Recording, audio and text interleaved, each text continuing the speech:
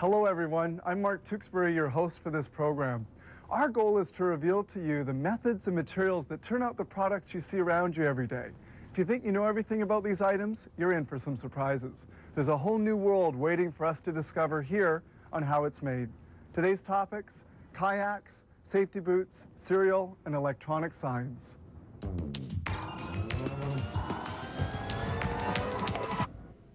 It's a therapeutic deadly poison.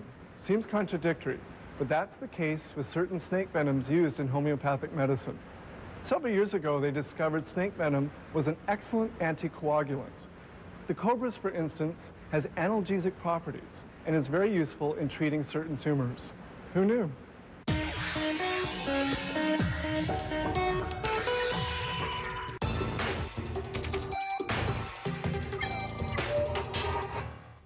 In days gone by, kayaks were used primarily for hunting. Now, modern-day kayaks are marvels of molded plastic available for all sport enthusiasts. A kayak is formed by the melting of plastic on a mold of nickel. This mold is made in two parts, an upper and a lower section.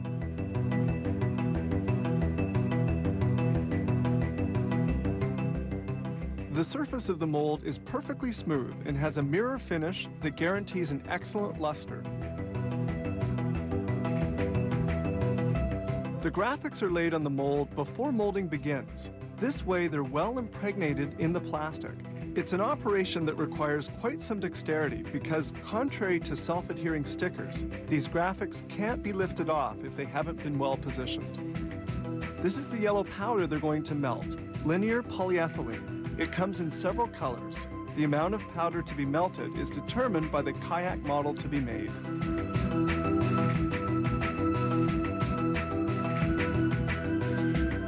At the same time, in other molds, they're going to fabricate other parts of the kayak, such as the baggage compartment cover, the central support, and seats. The polyethylene is poured into the mold, which is then closed. All the other molds are closed as well.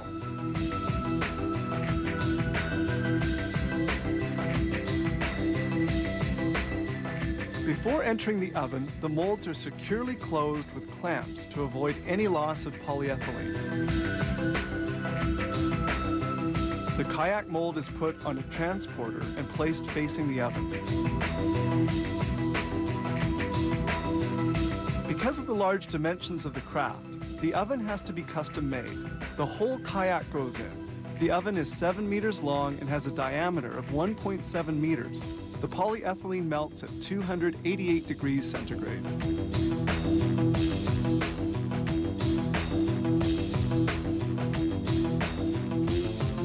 To completely distribute the powder throughout the mold, it pivots on several axes. It turns on itself while the oven oscillates 30 degrees towards the front and rear. This procedure is termed rock and roll and lasts 19 minutes. Cooking is now over and the mold exits the oven, but the plastic has to cool in order to solidify.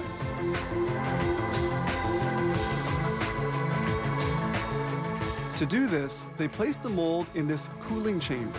It must not be cooled too quickly or it deforms. A 4.8 meter kayak can lose up to 15 centimeters of its length.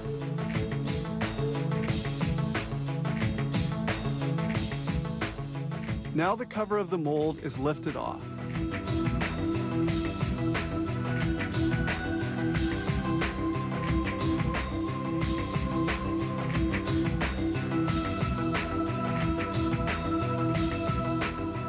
Then they unmold the cover and the other small parts. The kayak is finally unmolded. Now they can proceed to machining it.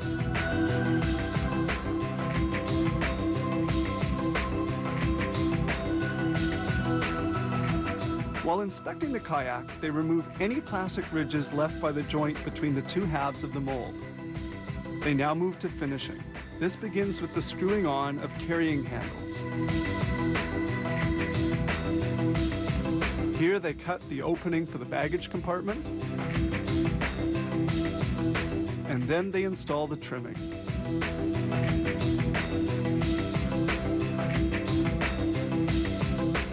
The central support is positioned. It plays an important role because it links the bottom and top portions of the craft.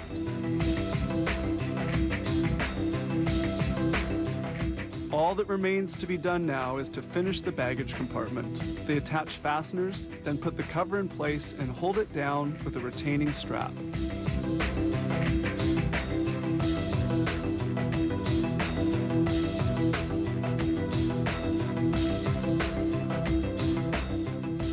Finally, the kayak is packaged, ready for delivery. This company makes 12 kayak models of various dimensions.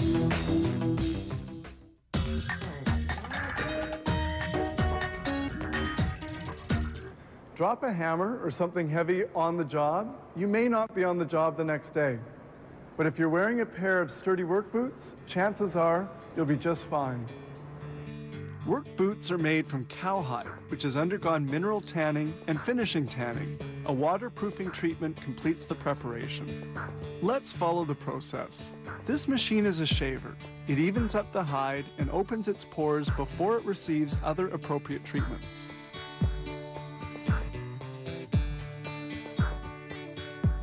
They treat the hides in this retanning drum. Water, coloring products, and retanning products are at a temperature varying between 32 and 60 degrees centigrade. Hides are then removed from the retanning drum. The leather will then be vacuum dried for 2 minutes at a temperature of 70 degrees. Then the hide will be hung for 24 to 48 hours. Here the hide is stretched on a vacuum drying plate.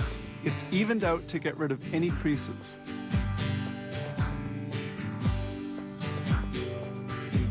A hide measures almost 2 square meters, and they'll need about 0.4 square meters of leather to make a boot. They begin cutting the boot parts. This punch, with the help of a press, cuts the different pieces of leather. They also cut brown fabric pieces, the interior lining of the boot, made from a foam base and woven polyester fibers. This paring machine thins the edges before they're sewn. During the cutting, each piece of leather is identified by its size.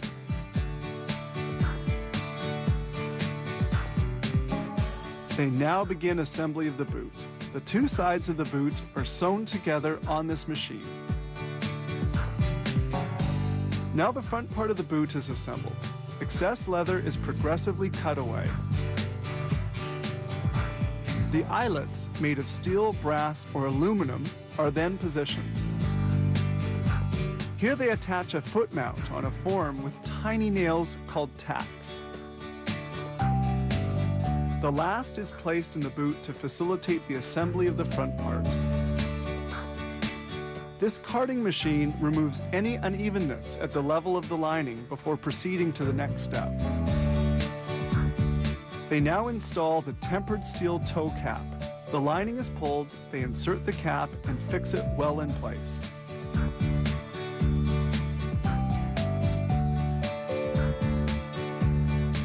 The leather is folded beneath the boot, the bottom secured with a tack, and the sides fastened with hot glue on this seat inside lasting machine. The boot front is now finished. We get a good view of the application of the hot glue.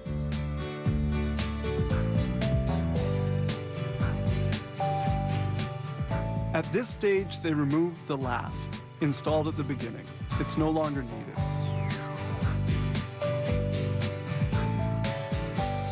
Now the sole will be installed. The heel core is of pine. It's put onto the sole, which will soon be secured into place. Here they proceed with machining and welding of the rubber sole to the boot tip. It's called vulcanization, done at a temperature of 165 degrees, and the sole is solidly installed. This machine sands the edges of the sole to eliminate any vulcanization residue. They also apply a sealant. They now place an insole inside the boot.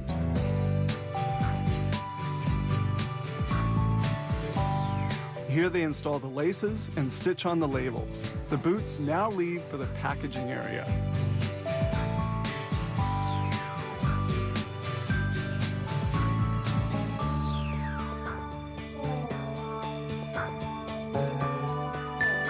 Building a pair of boots required no less than 123 different fabrication steps, including packaging.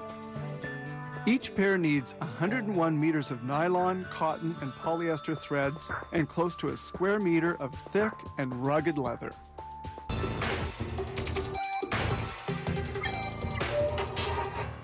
You know those big electronic signs with lights, color, animation?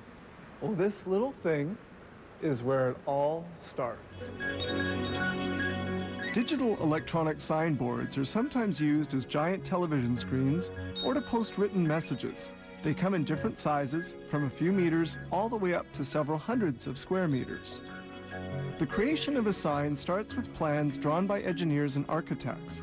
Hundreds of plans are created by computer, among other methods, and require between 2 days or even a month of work. Millions of tiny lights, or light-emitting diodes called elements, make up the screen's surface. These elements are made of germanium, gallium nitrate, and silicon semiconductors covered with plastic. These elements have to be placed so as to form a matrix. Each of the 20 machines at this plant can install and solder 1,500 elements an hour. Lighting up an element requires only 10 to 20 milliamperes, and they last for about 150,000 hours. All the wires are placed behind the matrix and the different electrical connections. This conceals everything behind the sign and shelters it from the weather. Depending upon the distance from which the sign will be seen, spaces between the elements vary from 2.5 millimeters to several centimeters.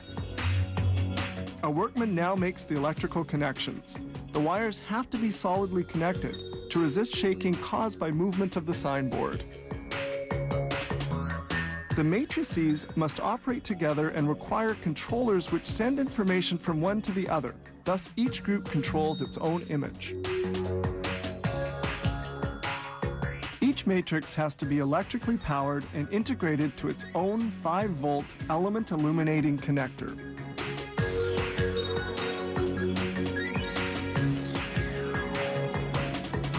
Sometimes the matrices are made in 2 pieces, one supporting the elements and the other having the components. In this case, it simply requires 2 cards to establish the contact.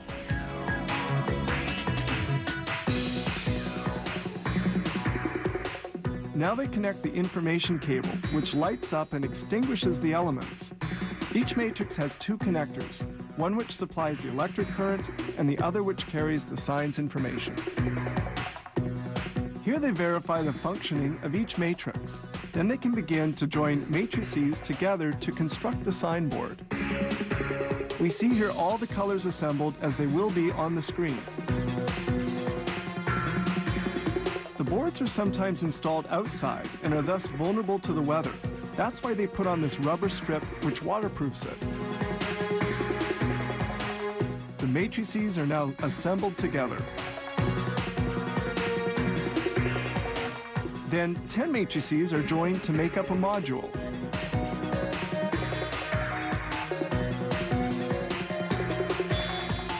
At this stage, they insert the signboard conductor.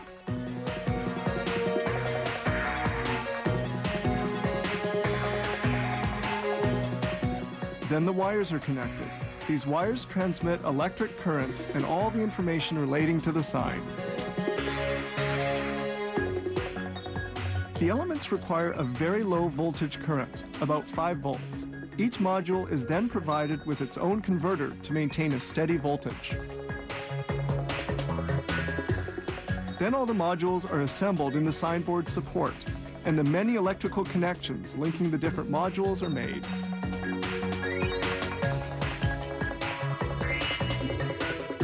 This gigantic signboard is a composition of 35 modules and 12 matrices. The signboard is almost finished. They now check the color, the luminosity, and the resolution of the screen.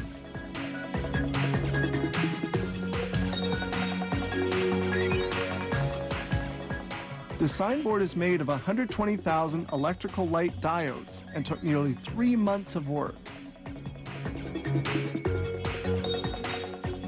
Each year, this company constructs hundreds of digital signboards requiring about 100 million lighting elements.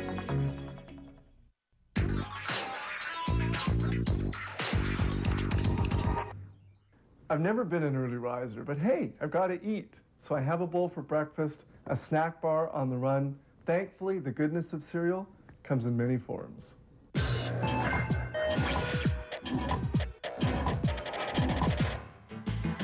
Our breakfast cereals were born out of religious beliefs of the American Seventh-day Adventists, vegetarians, who in 1860 founded a sanatorium where patients were fed only cereals, wheat flakes invented by Dr. John Harvey Kellogg. His brother, William Keith, saw a promising future and built the first flakes factory to market the product, whose success would later be imitated by the famous Charles William Post as Post cereals.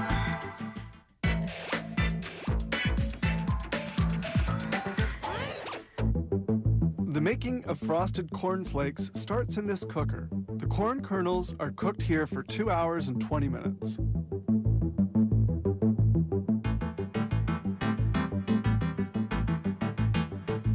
The corn kernels are then ground up. They're ground up by this endless worm screw. It also determines the number of kilos of kernels needed to make up a cereal recipe. The ground corn is next dried in a dryer unit, an important step before they're cooked. To give them their nice flat shape, the corn kernels are crushed in the flake roller. 2 rollers turn opposite to each other, and the kernels fall into the constricted space between them. The flakes then fall onto this conveyor, and the next step will be cooking. The flakes arrive at the cooking oven. They're shaken to make sure they will be uniformly browned. The flakes exit the oven well browned. Then they fall into this chute and head in the direction of the next step. This vibrating conveyor sorts the flakes and retains only the right-sized ones. This drum mixes the flakes and sprays them with a sweet solution boiling at 230 degrees centigrade. The sweet solution is dried, and a rake uniformly spreads out the frosted flakes on the canvas.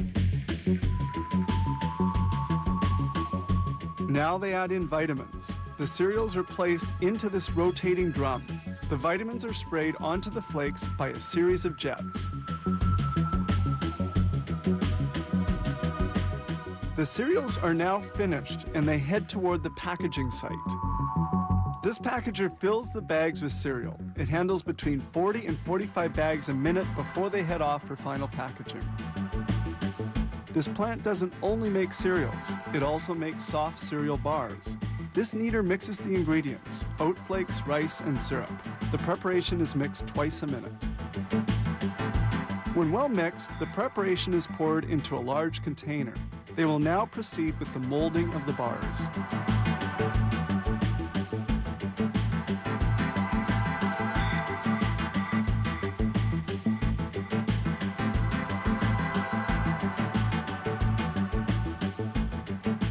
The contents of the bin are emptied onto a conveyor, and then the preparation is spread out. Here they add chocolate chips to the preparation.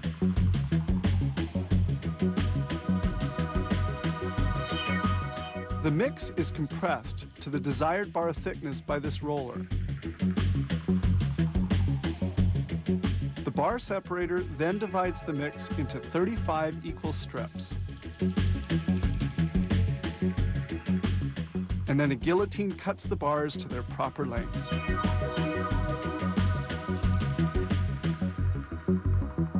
The bars continue circulating. This equipment is used to line up the bars and make the packaging process easier.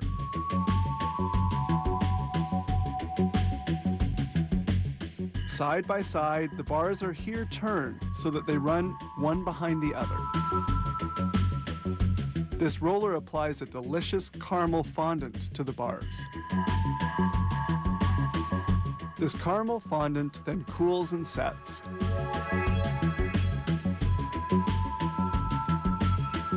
They're now at the final stage of production, coating with chocolate. About 180 kilos of chocolate are needed for the bar recipe. Now finished, the bars are ready for packaging.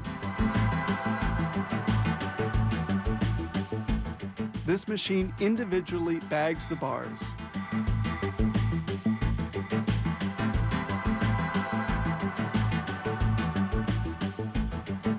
Finally, they proceed with the packaging. These tasty bars will be enjoyed by children as well as adults.